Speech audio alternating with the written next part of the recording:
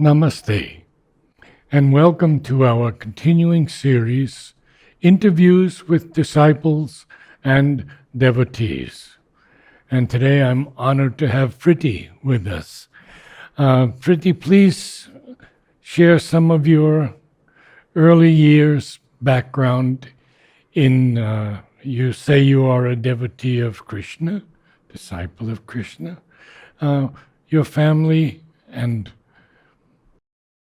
Yeah, so I am from the western part of the country, uh, Mumbai and Ahmedabad. I grew up in both the cities, and my family is a traditional Rajasthani family who has very traditional values. And yes, there is a bhakti of Krishna um, in the family. oh, There is a devotional element in the family, especially with my grandmother, whom I really looked up to, and so much so that she's a devotee of, she's still alive, and she's a devotee of not only Krishna but also Hanuman. And I would be like a young child, I would be going out for walks with her, and it is a very strong memory that um, there is I am Ahmedabad so I live just next to that place, that educational institution. So we used to go for our evening walks. It has a beautiful neem grove we used to pass by, and a lot of monkeys and all used to inhabit that place. And once when we were walking, a big langur actually came and like just sat in front of us. And I was a little taken aback. I was a teenager, and I was like, come, let's just let's change our direction. She just calmly touched my hand, and she said, just relax. And she actually did, what we call in Indian terms, she did a Shashwat pranam. And to him. yeah, Yes, she yes. prostrated on the whole floor on the road there. And the monkey, in a minute or two, just simply just went away. And that was a very profound influence. While growing up, her influence was very much there, the devotional impact. And although I used to feel sometimes that it's getting a little too much, because the knowledge aspect wasn't there, that why should I be doing this devotion? But there was a presence, there was a beautiful presence in the house, and which is still there. And did you feel it was the presence of Krishna? Yes, You did. Krishna, yeah, and it is the more than the presence of Krishna, it was the presence of bhakti, the element of bhakti, which was very much in her, which translated into a lot of things in the house. And I did not have much to say about my parents, but my grandparents, both of them, did have a very profound influence on me.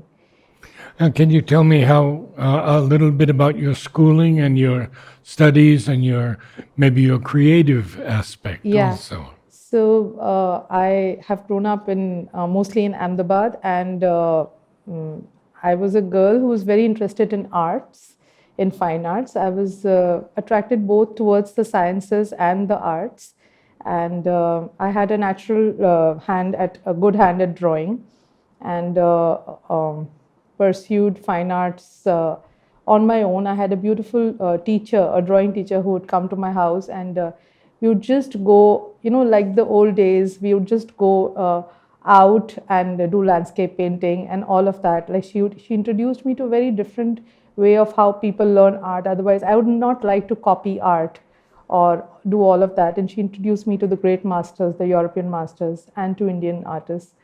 And it was a very great learning from that lady teacher that I had. And it again had a very, it opened up the world of nature and art to me. Did you study Western art also? Western? Western art? Yeah. Vincent see. van Gogh is more my mentor. Like I used to actually look up to him. And I eventually got admission in University of Baroda, the fine art faculty there. And I didn't know that it was Sri Aurobindo. At that time, I had no clue about Sri Aurobindo and the mother, and that Sri Aurobindo had touched that university. He was the vice principal of that university. I've been there. Yeah, and but hailing from a traditional family, my grandfather, whom I actually looked up to, thought that I would turn out into a hippie, because for them the world of fine art were like, inhabited by hippies who smoke and drink, and which is a kind of a truth in its outer form. Yes. But he was very he was like, like in Hindi we say हमारे घर की लड़कियां ऐसा नहीं करती. So he didn't. In fact, the faculty there, I'm not going to be boasting about it, but they said I was 21 and I had given an entrance exam, and I had stood first in that. And they said that, Oh. uh, why don't you're already 21, and why don't you just do the fourth year of the bachelorette program? Because I was already a bachelorette in commerce. So, and then we don't allow this, but we'll do that as like a special case for you, and then you can join our master's program. Oh. So I just had to do that last year of the bachelorette program, and then of the fine arts, BFA, and then do an MFA. But it was not to happen. So, but I was a rebel in a way, and I didn't give up. And I joined the Kanoria Center of Arts. We have a lot of art institutions in Ahmedabad, the National Institute of Design, and the Center for Environmental Planning and Technology. And there was studios there, and I had a lot of friends who were in all of these institutes. And so I joined the Kanoria Center for Arts, started practice. I was pursuing my chartered accountancy too, because everybody at home wanted me to do something in business, because I hail from a traditional Marwari business family, and I was good in that too. And but and then I would slip out and I would go to the studios and I would practice. So I would do half day that and I would do half day that and practice in the studios. So I did that for 3 years, and and then I slipped away to Mumbai, and I thought that maybe I want to do maybe do something there too. So I joined the animation studios there. That was my first exposure to animation. And I didn't know, but actually Suresh also was at the same animation studios which I had joined long back. It was the Ram Mohan. Did you like it? I loved it. I used to live in South Mumbai, and I would catch the bus and every day go like a proper, young girl. I was just 23, and and I learned all the techniques of animation. And it was a typical, animation studio full of artists, buzzing with a lot of work. And the Ram Mohan Studios, which is famous for its the animation movie which they created, The Legend of Prince Rama. It was in collaboration with the Japanese studios. First time India did cell animation, and a very beautiful project. And so I wasn't a part of that project, but I was very proud to be a part of that studio where I learned a lot. But then I also realized that animation was not my thing. And that's it. So I said, I think I was there for 6 months. I learned all the techniques of animation, the principles of animation. And but it was a great experience. And then I moved back to Ahmedabad. And somehow spirituality touched my lap at that time. And that's when a lot of things started changing for me. For me, art also started, um, in the sense, becoming a little less important. And when did Krishna come into That's you? when. So, I thought yeah. so. So that's when it was at the age of 24 and a half, 25. I met my guru, whom, and uh, he is a sannyasi, and but it was uh, but there was something so there was something. It was not impression, or he was not impressive or spectacular or anything of those kind of things which we see in the surface, but there was that presence, such a strong presence. And he had the capacity to totally quieten my mind. So I felt so quiet next to him, and which I do every time I meet him now also. And so that also had a very profound influence on me, that how just by being someone, by their very presence, can quieten other people's minds. And uh, and also um, he touched me. I did not know at that time, but he touched me somewhere here. And that is when a lot of things started opening up to me, which I never knew about myself. And my interest in reading the Bhagavad Gita and the Upanishads. And I became madly in love with God. And for it was like for and with my guru also, I wanted to serve him, just like how I read the books of Champaklal ji, and how they used to serve their guru from morning to night. I would be with my guru. I learned everything. I did not know how to sweep a room also. I've never done it in my own house, never cooked for anybody like that. He is a Bengali, so I learned how to Oh, cook all vegetarian Bengali uh, dishes. I I did not like cooking at all, and never even went into the kitchen as teenagers. Not really needed, and there was always a cook in the house. So, uh, but here I wanted to do. I understood what the love was, and I this love was very different than all the teenage love that you feel for a boyfriend or yes. something. And I just wanted to be in his presence all the time. So, And and you were 24 at this time? 25, I had just turned 25, 25. yeah. And that is when I said that I just wanted to be with him. I was madly in love. And that's when, so madly in love with the divine. And it lasted for 2 years. It was like quite a journey. And So then what did you do after that? I almost left everything else. I left my chartered accountancy. Um, my guru told me, no, do not leave it. But I did not even listen to him in so many things. I said that no, but if you are there in town and I cannot be going to office at that same time, I have to leave everything. So I was not able to stay. So everything would just fall. Mm, it would just stop being meaningful.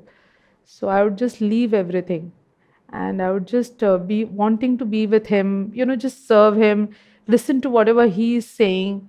And those things were more important to me. And it was a very beautiful years in my life. But it lasted 2 years. Yes, two And solid years. I followed him everywhere. My family would get upset, and so many things were happening. But like I would just not listen. That was like, it was like a beautiful call, and I would just want to be with his presence, because I wanted to that silence, and it was not only the silence. It was the quietude along with love. His compassion and his love was immense. That and like everybody would say that she's such a young girl. People talk about these things, sure, sure. but he made me feel very very complete. And I did not know that I was capable of the love of God.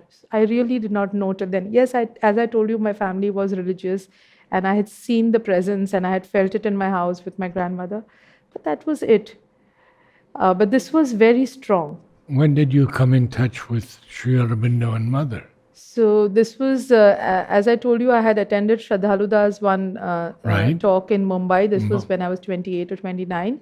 And I used to be going to this one yoga classes where there were the same photographs, I think, of Jahangir Palkiwala in Mumbai. Oh, I know him Yeah. very well. Yes, I did not know, but that they were such great devotees of the Mother and Sri Aurobindo, but I loved him. I've always done yogasanas since I was in the seventh grade. And the physical is, I come from a family which is a cricketing family, and we're very much into sport also. So my grandfather played for the Ranji Trophy, and things like that. So all sports was there in my family. So I've been a sporty girl. So and then I had gone into yogasanas. And so with Jahangir, I realized that he was a very different yogasana teacher. Jahangir is, yes. I interviewed him, Yeah. So he's and his wife, yeah, and they're very integral, very much. and the way he began his yoga classes, and it was very different. So, but till then, still I had not read anything about Sri Aurobindo and the mother. I was very much seeped into the traditional scriptures, reading the Upanishads, and doing whatever my guru had told me to do. So at least 7 to 8 hours of sadhana every day I would do. Staying in Mumbai also for 4 years, I had married also, but I would not be doing anything else. I would be just doing that, and maybe a little bit looking after my house. That's it. And then we moved to Delhi. That's when I had a cousin who was volunteering in Mirambika in the Delhi ashram. And she told me that I also used to do a lot of Bal Vihar classes, like teaching shlokas and telling the children stories about our culture. So in the evenings, I would be doing that, and also a little bit of painting. So she told me that maybe Mirambika would love to have someone like you. So she introduced me to the principal, and they said they needed an art teacher, and they would love an art teacher without degrees. So there I was, because I didn't have a fine art degree. And I was the art teacher of Mirambika. That's it. So that's when I walked. It was 2006 when I walked into the Delhi ashram, and it was the place. I said, "Wow, this is like an oasis in Delhi." And you met Tara at that time. Yes, I met Taradi, and Taradi was like, she was like, "You come and be with me. Why are you in Mirambika?" So she said, I need someone to complete my book, which the Learning with the Mother. Uh, Yes. so she'd already done the book Growing with the Mother, and Learning with the Mother was just not happening. So she said it started with mother telling me to do it, because they had compiled Andreda, and she had compiled a very small version in French. That was in 1973. And mother had told her that you must complete this book of how the French classes started in the ashram. So how did French begin, in the ashram with the little children, the green group children. So that book was not happening. So then Tara Didi was trying a lot, because she couldn't find anybody who could stick to her project of helping her, and she's a very busy woman. So she found me, and she said, "Why don't you just come and you be in Mirambika for some time, and you come here also?" So that was my real touch with someone who had been with the mother. And it actually elongated to a year, where I sat and very quietly compiled everything, and it was really great, because she gave me all those old notes made by Mrityunjay Da, and all of those notes in the classroom, and I had to find out the dates and all of that. So, and visit the archives, and stuff like that. So I was like, it opened a whole new world of the ashram here. So And it you was, created the book? yeah, with of course Tara, it was Tara Didi. Yeah, of So I would course. record her. I would Yes. on her Apple mobile. I would record her. What she would just from her memory, she would tell all the stories and everything, and then after that, I would transcribe it, and that's how the living presence of mother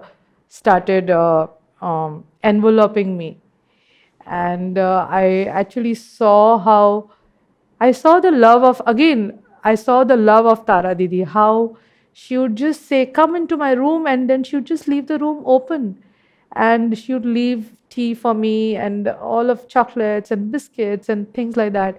And then, as far as I worked, she just gave me everything. She gave me a MacBook, and she was not fussy about, "Oh, what are you doing with my computer or with my room?" I could just roam around in her room anywhere. And what did I see in her room? There was such simplicity.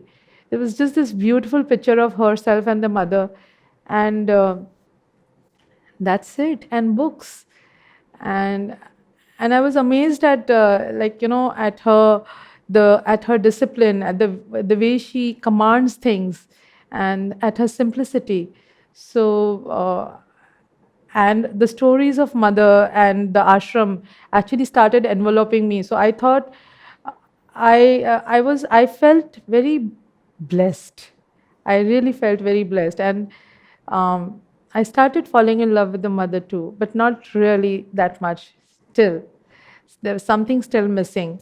I had a child then, and she was also in Mirambika. She was studying there, Oh, and it was when my child was around 4 years that we visited Pondicherry as a family. And, in her summer vacation, she was already in Mirambika. And she we were just going around she was not even allowed to go inside the ashram because she was 4 years old. And we were just going around the town, like, these roads, walking down the roads, and she pointed out these gray buildings, and she said, I want to be here one day. oh, And that's when we took a decision that we must come here. So we started applying for her admission to the ashram school when she was, we missed that year, so from the age of 5, we started applying oh. to the ashram school. Did she get in? Yes, she got in when she was 10, after 5 years. But I think it was the right time when she got in. And maybe mother wanted me to really understand her. I was full-time teaching in Mirambika. From morning to evening, both daughter and myself, I would go to Mirambika. And I started understanding what is integral education and how to be with a child. I did not know anything. Traditional spirituality did not teach me all of this. It taught me how to understand God or the divinity. It is like that. But the part of this was not discovered by me.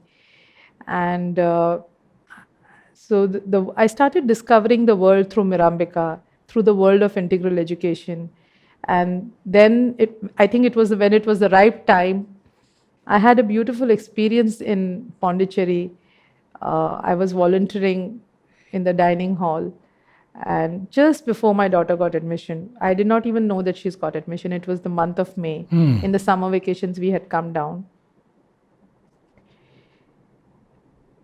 And as I was wiping the thalis, at the back where people are drying the thalis, and so I had taken up that work.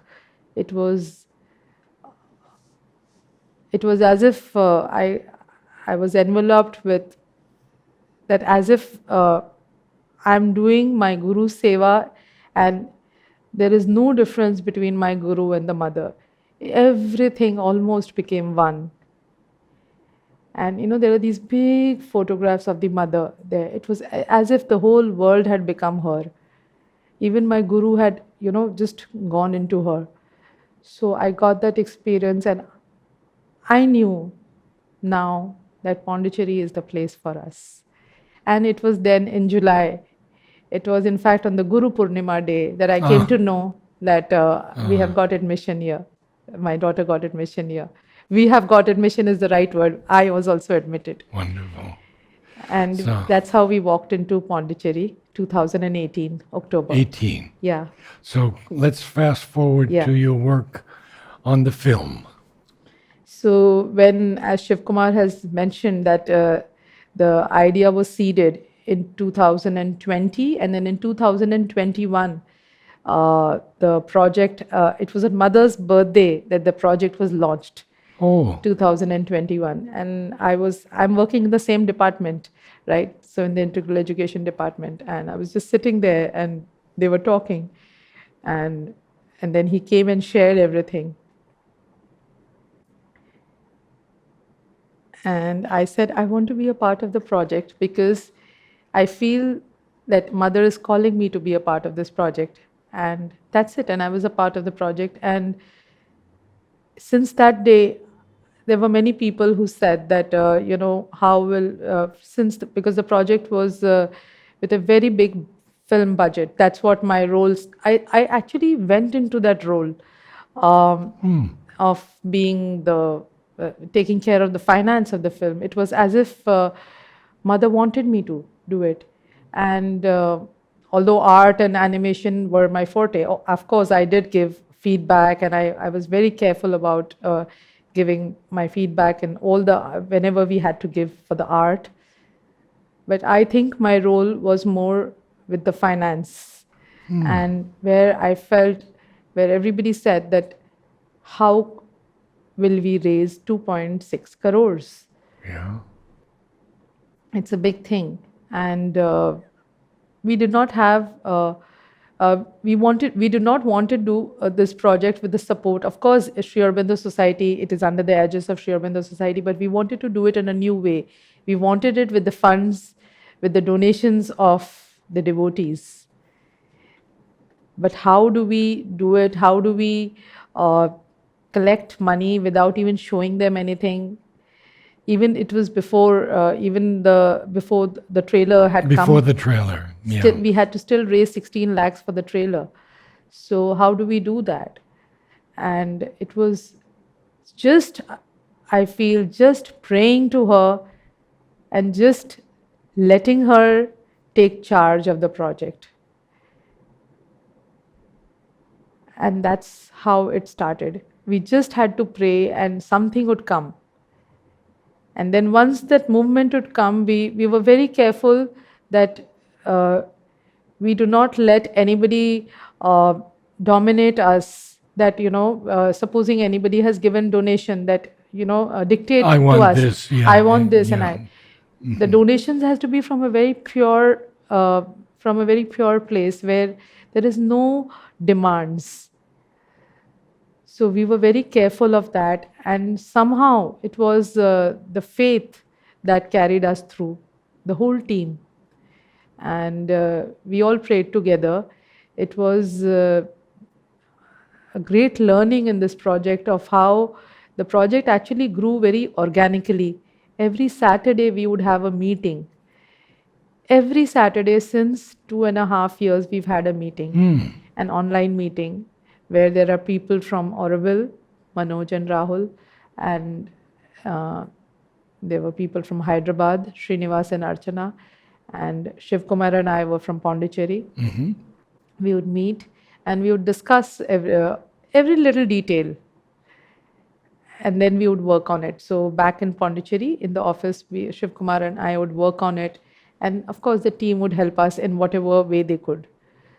So, and as the donations started trickling, actually keeping an account of each donation, sending a gratitude email to them, making them feel special was very important. So all those details were all taken care of. And I really think that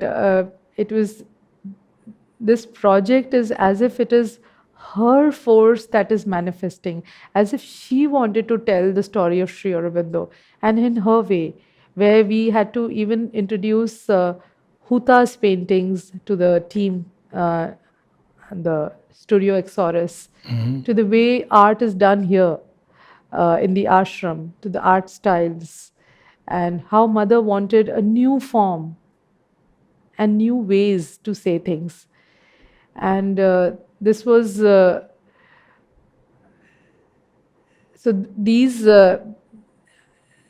this is where I helped in many ways. In how did I help in introducing them? We introduced them to Huta's paintings and things like that. Yeah. Did you do any of the artwork on the film? No. It was Studio Exorus. Amazing. It was Studio Just Exorus. amazing. Wonderful, wonderful. Now you live in Pondicherry. Yes. Your daughter? She studies in the ashram school. Yeah. Wonderful. Thank you so much, Priti. Yeah. Namaste.